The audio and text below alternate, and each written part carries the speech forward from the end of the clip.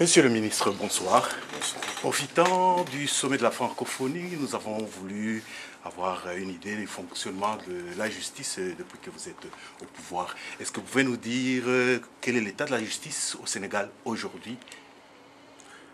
Il faut dire que c'est une justice qui se porte bien, et qui a la confiance de l'Afrique, parce qu'il a été demandé au président Macky Sall de juger au nom de l'Afrique Hissène Habré.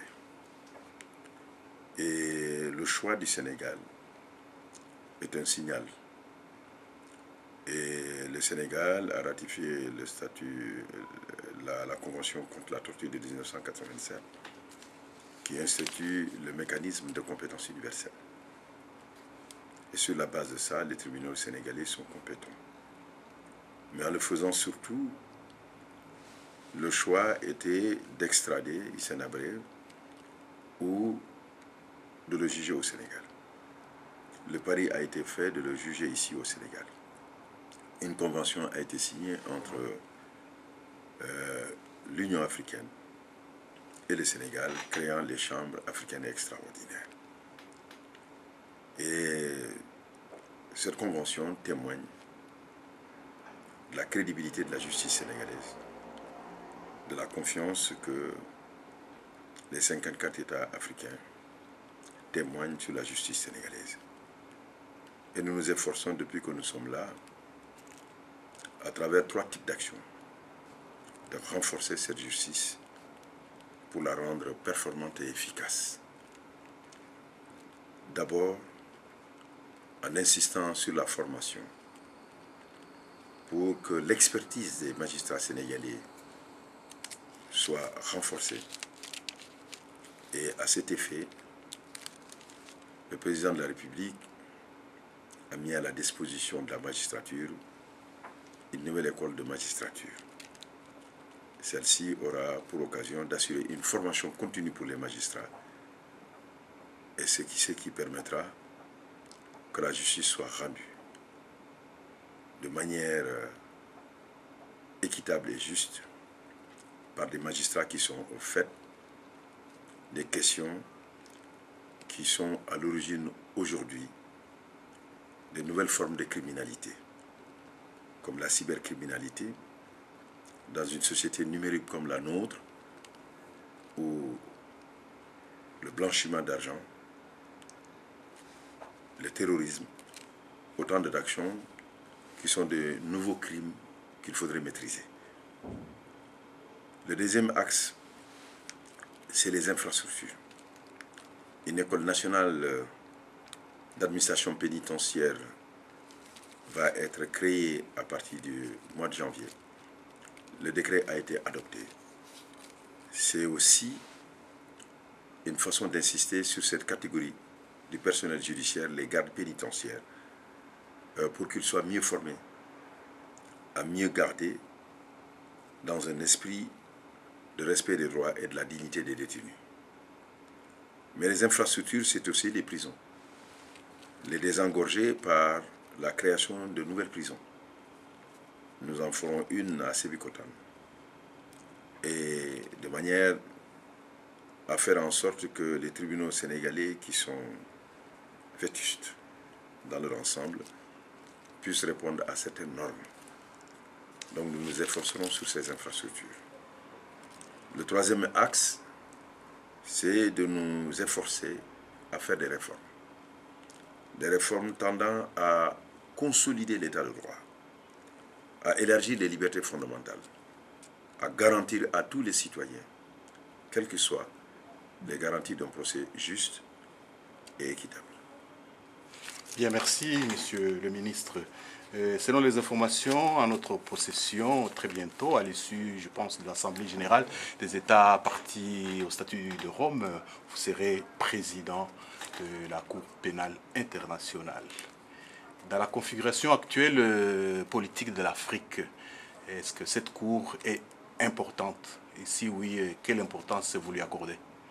Je voudrais d'abord préciser qu'effectivement, le 8 décembre 2014, je serai élu officiellement comme président de l'Assemblée des États parties au statut de Rome de la Cour pénale internationale par les 122 États au monde qui ont ratifié le statut de Rome.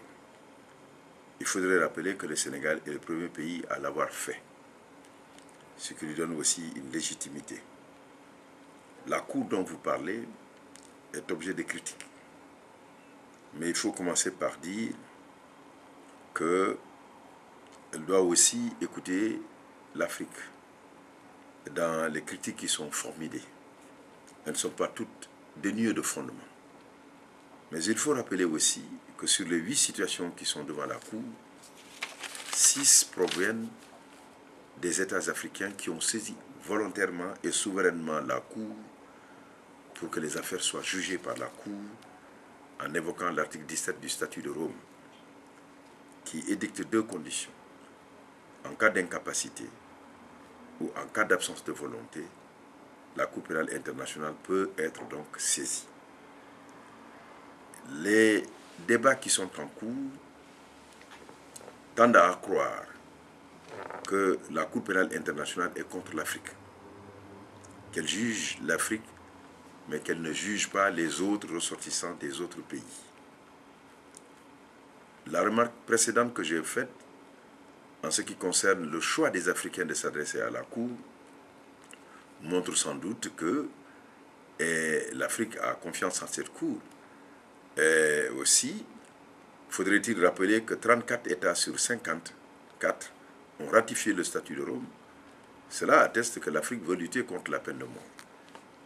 Mais il va de soi que la perception que l'on a d'une justice discriminatoire et à la limite d'une justice de blanc contre les autres est une perception qui est fondée sur les mandats d'arrêt qui ont été lancés contre plusieurs ressortissants africains. Et si bien qu'il faudrait aujourd'hui, pour rassurer sa crédibilité et en même temps restaurer la confiance des Africains vis-à-vis de la Cour, que le bureau du procureur élargisse les poursuites sur d'autres continents, contre d'autres personnes, d'autres ressortissants, et ainsi peut-être la confiance peut être créée entre l'Afrique et la Cour pénale internationale.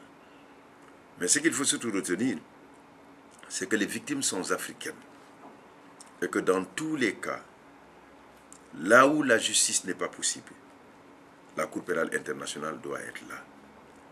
Et si tous les pays, c'est sur cela que je vais travailler, notamment le principe de la complémentarité, parce que les États n'ont pas renoncé à leur souveraineté en ratifiant le statut de Rome. La Cour pénale internationale est le dernier recours. Je m'efforcerai de travailler à faire en sorte que la Cour pénale internationale soit inutile. Cela signifiant tout simplement que tous les États du monde s'efforceront de juger l'ensemble des crimes qui relèvent de sa compétence. Le faisant, alors là, cette Cour n'aura plus sa raison d'être, d'autant qu'elle n'a même pas l'ambition de juger tout le monde. Elle veut juger d'abord les crimes les plus graves et deuxièmement les plus hauts responsables. Monsieur le ministre, nous vous remercions. Merci.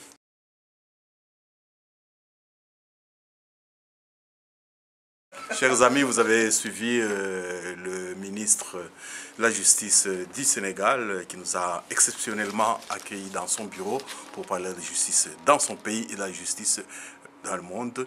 Et nous vous remercions pour l'attention que vous accordez à nos émissions.